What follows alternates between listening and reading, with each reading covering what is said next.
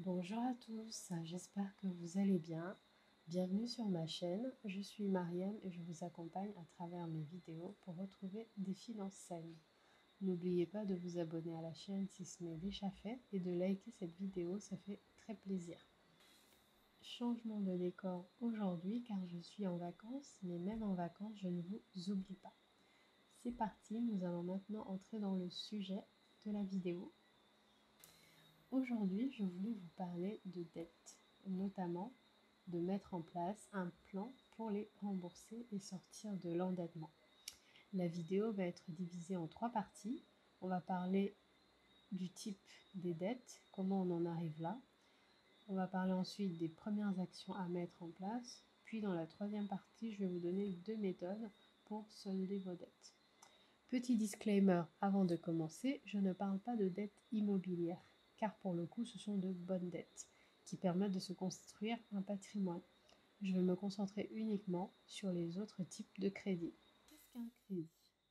Comme la plupart des Français, nous avons tous eu recours au moins une fois à un crédit à la consommation, que ce soit pour régler un achat en plusieurs fois.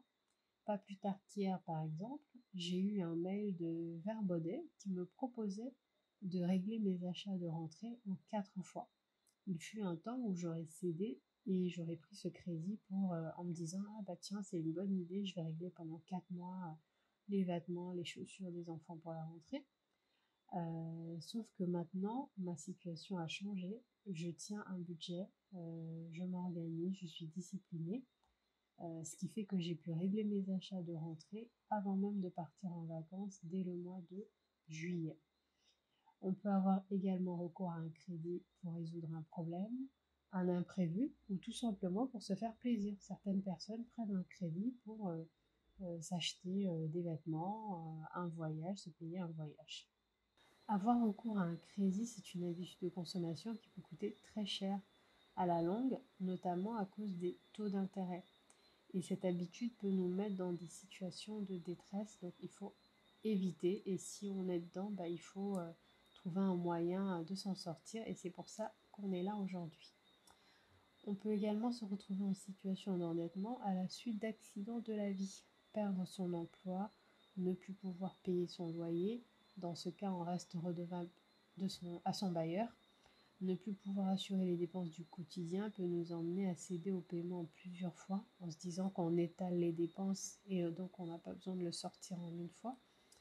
Il y a aussi d'autres types de dettes. Moi par exemple, quand j'étais au chômage, j'ai eu un trop perçu de Pôle emploi que j'ai dû rembourser avec un échéancier.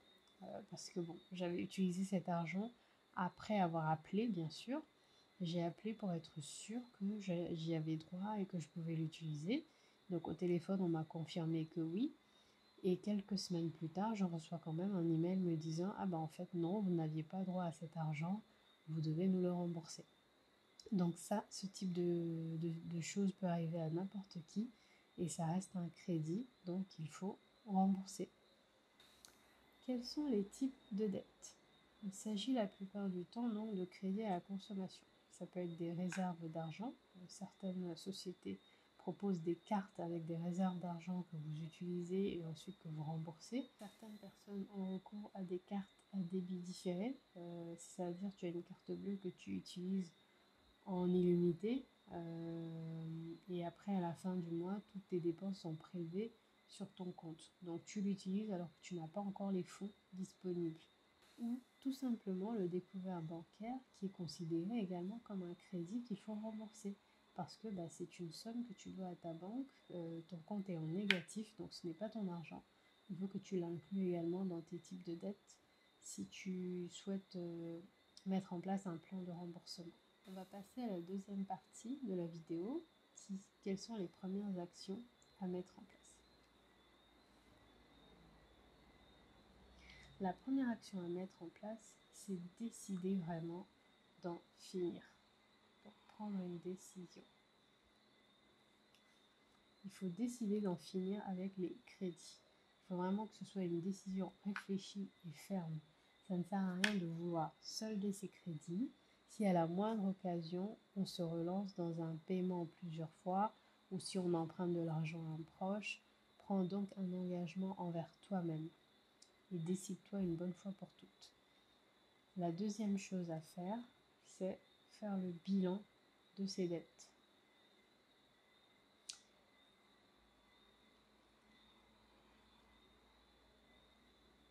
C'est l'étape la plus dure car elle nous met vraiment face à la réalité.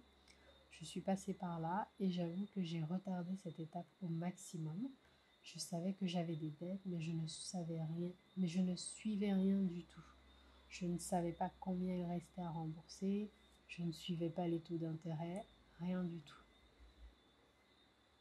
Cette étape consiste donc à lister toutes ces dettes, noter l'organisme ou la personne à laquelle vous devez de l'argent, noter le montant emprunté, le restant à payer, la mensualité qui est prélevée tous les mois ainsi que le taux d'intérêt. Vous faites la somme de toutes vos dettes et vous saurez exactement ce que vous devez rembourser et dans combien de temps. De cette façon, vous y voyez plus clair et vous pouvez ainsi vous créer un plan de remboursement précis. Ce qui nous emmène donc à la troisième partie de cette vidéo, les méthodes pour rembourser votre crédit rapidement. Alors nous allons aborder les méthodes de remboursement de crédit et je vais commencer par ma méthode préférée qui est la méthode boule de neige. Pourquoi boule de neige? Alors quand on visualise une boule de neige, elle est petite et plus on la roule dans la neige, plus elle prend de l'ampleur et elle grossit. Donc en quoi consiste la méthode boule de neige? Elle consiste à lister ses dettes du plus petit au plus grand. Je vais le faire avec un exemple. Imaginons que vous avez 3 crédits. Un crédit de 500 € que vous devez à votre tante, par exemple. Vous avez ensuite un deuxième crédit de 1500 € à votre banque. Un découvert de 150 €. Je rajoute un quatrième et vous avez 2500 € de crédit auto. Donc, ce que vous faites, c'est que vous devez les lister du plus petit au plus grand. Donc, ça, c'est les crédits. Ensuite, vous faites votre liste pour les mettre du plus petit au plus grand. Donc, le premier, ça va être le découvert de 150 €. Puis la dette de 500 €. Suivi de la dette de 1500 € et pour finir les 2500 €. Pour chacun, vous avez une mensualité, sauf pour le découvert, ça c'est vous qui allez décider la mensualité à mettre. Pour le deuxième crédit, vous avez convenu avec votre tante de régler 100 € par mois. Pour le crédit de 1500 €, vous réglez 150 € à votre banque et pour le crédit auto, vous avez des mensualités de 200 €. Voilà. Maintenant, pour rembourser ces dettes avec la méthode boule de neige, voici comment vous allez vous y prendre.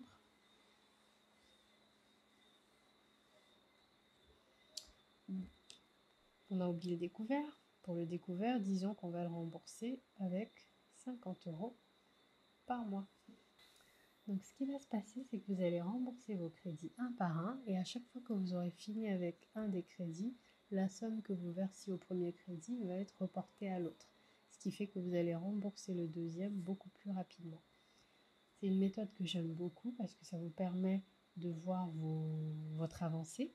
Le fait de rembourser celui-là va vous encourager. Vous allez vous dire, ah bah j'y suis arrivé, donc si je reste discipliné, je peux finir de rembourser les autres crédits. Sachant qu'en parallèle de celui que vous mettez en priorité, vous continuez bien sûr de payer vos autres mensualités comme d'habitude.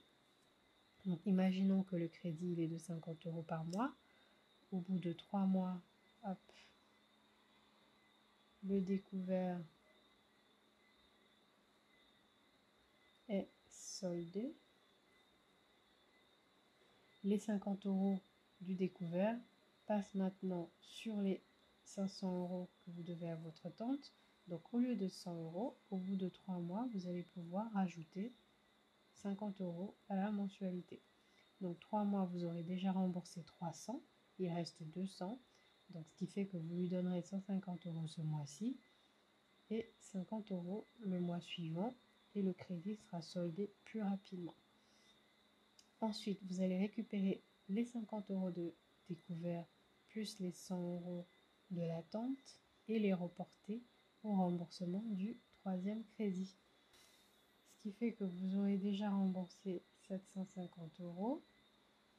Au moment où vous reportez les 150 à cela, vous passez à une mensualité de 300 €. Ce qui fait que vous allez solder le reste en 2 mois et demi ou 3 mois.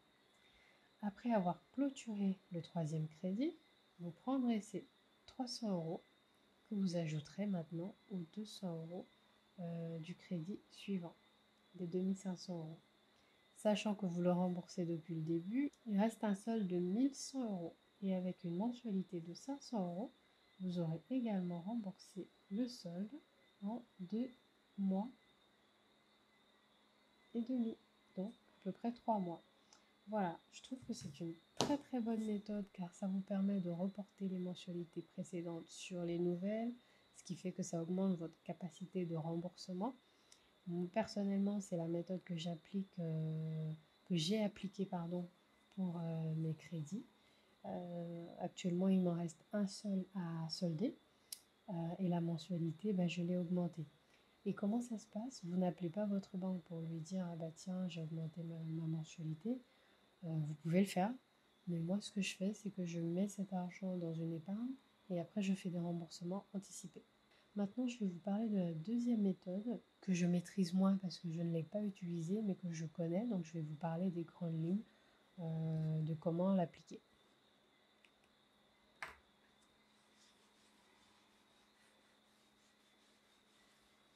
Donc, la deuxième méthode, contrairement à la boule de neige, c'est la méthode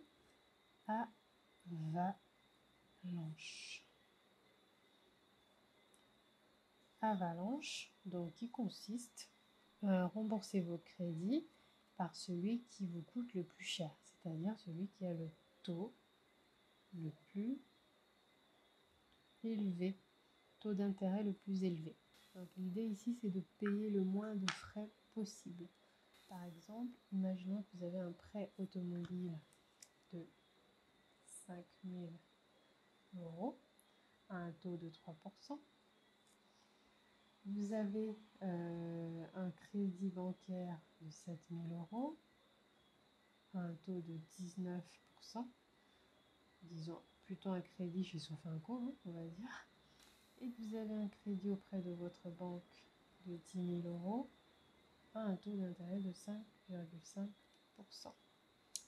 Donc, dans la méthode avalanche, vous allez rembourser d'abord les 7 000 € pour le taux de 19%, suivi des 10 000 € avant de finir par le taux moins élevé, soit le crédit de 5 000 €. L'avantage de cette méthode reste la réduction de coûts, car effectivement, moins vous avez de taux d'intérêt, moins vous payez de frais. Donc le fait de vous débarrasser de la dette qui a le taux le plus élevé vous permet de faire entre guillemets des économies sur les intérêts des crédits. L'inconvénient, à mon avis, c'est que c'est une méthode qui prend du temps parce que rembourser 7 000 € puis 10 000 € avant de passer à la dette la plus petite, pour moi, c'est une méthode qui peut décourager certaines personnes. Contrairement à la méthode boule de neige où là, on rembourse rapidement un petit crédit, puis on passe à un moyen, puis on passe à un semi-moyen et ensuite un très gros crédit. C'est un peu plus encourageant et plus motivant. Je tiens juste à conclure sur les deux méthodes. Toutes les deux sont efficaces. Ça dépendra en fait de votre capacité à gérer vos remboursements, votre capacité d'emprunt, votre mental aussi, parce que si vous vous lancez dans la méthode avalanche et que vous n'arrivez pas à tenir jusqu'au bout, ça peut être compliqué. Donc chacun fait comme bon lui semble, mais les deux méthodes sont testées, approuvées. Vous trouverez plein d'autres vidéos qui en parlent, plein d'autres sites aussi qui en parlent. Ce sont des méthodes qui viennent des États-Unis et qui se développent un peu plus en France. Moi, j'ai testé personnellement la méthode boule de neige et je la trouve très bien. Après, vous faites comme vous voulez. C'est tout pour aujourd'hui. Je vous remercie de m'avoir écouté et je vous dis à la semaine prochaine.